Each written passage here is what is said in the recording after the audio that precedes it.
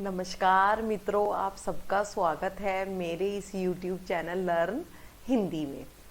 आज के इस सेशन में हम व्यंजन की परिभाषा, उनकी संख्या और उसके प्रकार के बारे में हम चर्चा करेंगे।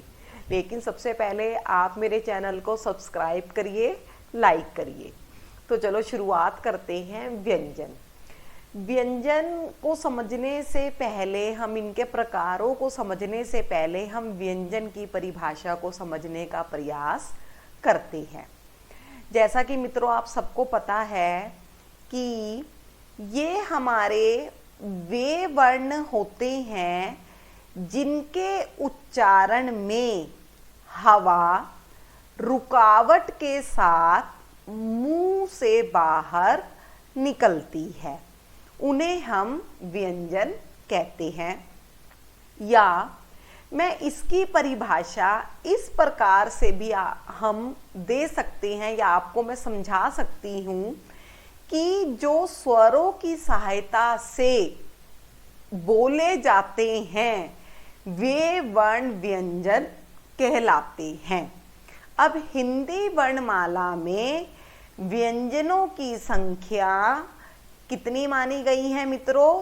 33 व्यंजनों की संख्या हिंदी वर्णमाला में मानी गई है।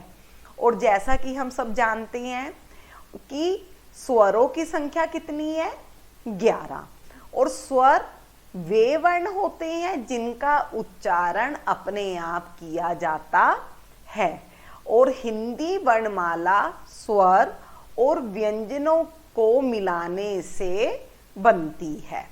अब स्वर के कई हमने भाग कर दिए हैं या उनकी श्रेणियां कर दी हैं।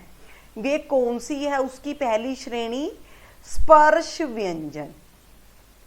स्पर्श व्यंजन वे व्यंजन होते हैं जिनको बोलते हुए हवा कई हमारे हिस्सों से टकराती है या उन हिस्सों से होके बाहर की तरफ निकलती है। उनमें जैसे हमारा कंठ, तालु, मूर्धन्य और दांत और होठ शामिल होते हैं। तो जब हवा अलग अलग हिस्सों से होके बाहर निकलती है टकरा के, तो उन्हें हम स्पर्श व्यंजन कहते हैं। अब इनको भी हमने, स्पर्श व्यंजन को भी हमने 5 हिस्सों में बांट दिया है। पहला हिस्सा कौन सा है? कंठ। कंठ यानी हमारा गला। तो जिन व्यंजनों को बोलते हुए हवा कंठ से, गले से बाहर निकलती है, उन्हें हम कंठ व्यंजन, कंठ स्पर्श व्यंजन भी कहते हैं। वे कौन कौन से हैं? क, ख, ग, घ और अंगा। अब कंठ के बाद थोड़ा ऊपर आप आ जाओ, तालु। तालु से होके जब हवा बाहर निकलती है तो उन्हें हम तालव्य व्यंजन कहते हैं। ये कौन कौन से हैं? च, छ, ज, झ और इया।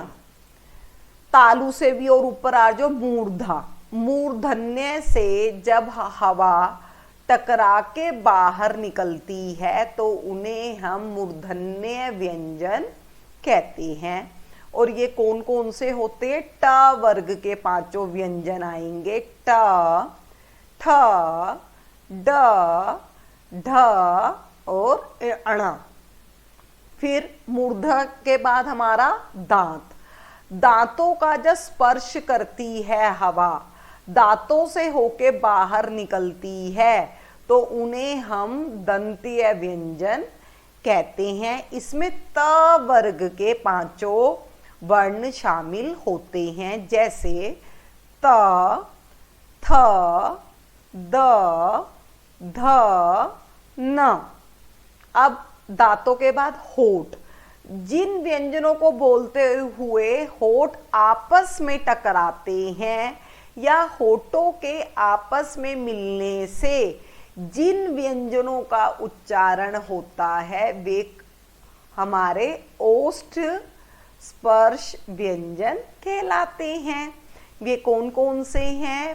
प, फ, ब, भ, म। अब यहाँ पे मित्रों आप परीक्षा में बैठ के अपने मुंह से उच्चारण करके देख लेना कि कौन से कंठे है व्यंजन है, कौन से तालव्य व्यंजन है, कौन से मूर्धन्य है, कौन से दंत्य है और कौन से ओष्ठ व्यंजन है। अगर आप यहाँ पे बोलकर देखेंगे तो आपको इनको रटने की जरूरत नहीं पड़ेगी। आपको ये अच्छे से समझ में आ जाएगा कि हवा कहाँ से मुंह से बाहर निकल रही है, कौन से हिस्से से टकरा के बाहर निकल रही है, तो आपको ये पता चल जाएगा। और यहाँ पर मैं आपको एक चीज और बताना चाहूंगी, परीक्षा में अक्सर ये प्रश्न पूछ लिया जाता है कि स्पर्श व्यंजनों की संख्या कितनी है। तो आप बताएंगे कि स्पर्श व्यंजनों की संख्या कितनी मानी गई है? 25। कैसे कि अगर आपको पता है, आपने यहाँ पर एक चीज समझनी है, क वर्ग हमारा हो गया, एक चा वर्ग हो गया मित्रों, एक हमारा ट वर्ग हो गया और एक त हमारा वर्ग हो गया और एक हमारा हो गया प वर्ग। तो आपने इसको क वर्ग के पांचों व्यंजन आ गए, च वर्ग के आ गए पांचों, ट वर्ग के पांचों आ गए, त वर्ग के पांचों आ गए और प वर्ग के पांचों आ गए। तो 5 गुणा अगर हम करते हैं 5 तो ये कितने हो गए हमारे? 25। तो हमारे 25 जो हैं वो स्पर्श व्यंजन की श्रेणी में आते हैं। और आपने ये कैसे याद करना है? क च ट त प, क च ट त प, क च ट त प। अगर आप इस लॉजिक से याद करेंगे तो जीवन भर आप कभी भी नहीं भूल पाएंगे कि स्पर्श व्यंजन 25 होते हैं। यहां तक आपको क्लियर हो गया? अब अगला हम समझने की कोशिश करते हैं मित्रों कि हमारा जो अगला माना गया है व्यंजन की कैटेगरी, वो क्या मानी गई है? अंतःस्थ व्यंजन माने गए हैं। अब अंतःस्थ व्यंजन कौन से व्यंजन होते हैं? ये वो व्यंजन होते हैं जब हमारे अंदर से, अंतः यानी अंतर्मन, अंदर से आवाज या हवा निकलती है। और ये 4 माने गए हैं। कौन कौन से? य, र, ल, व। य, र, ल, व, य, र, ल, व, ये 4 हमारे अंतःस्थ व्यंजन होते हैं। अब अगली हमारा है ऊष्म व्यंजन। ऊष्म, इसमें आप श से याद रखना कि जब जिनको बोलते हुए हमारी अंदर से ऊर्जा लगती है वहां पर ऊष्म व्यंजन होता है। ये भी 4 होते हैं। श से इसको करके आप याद रखना, श, श, स, ह, श, श, स, ह, श, श, स, ह, ये हमारे होते हैं ऊष्म व्यंजन। यहां तक आपको क्लियर हो गया? अभी हमने समझा 25 स्पर्श व्यंजन, 4 अंतःस्थ व्यंजन और 4 ऊष्म व्यंजन। अब हमारे संयुक्त व्यंजन। अब आप पहले शब्द पे ध्यान दीजिए, संयुक्त यानी जुड़ना। जो व्यंजन 2 या 2 से अधिक व्यंजनों के योग से बनते हैं वे संयुक्त व्यंजन कहलाते हैं। और ये कितने होते हैं मित्रों? ये 4 माने गए हैं।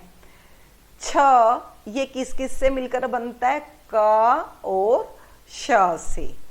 और जो त्र होता है, इसमें अगर आप बोल के देखेंगे तो आपको ध्यान से, अगर आप ध्यान देंगे बोलने में, तो आपको आवाज सुनाई देगी त और र की।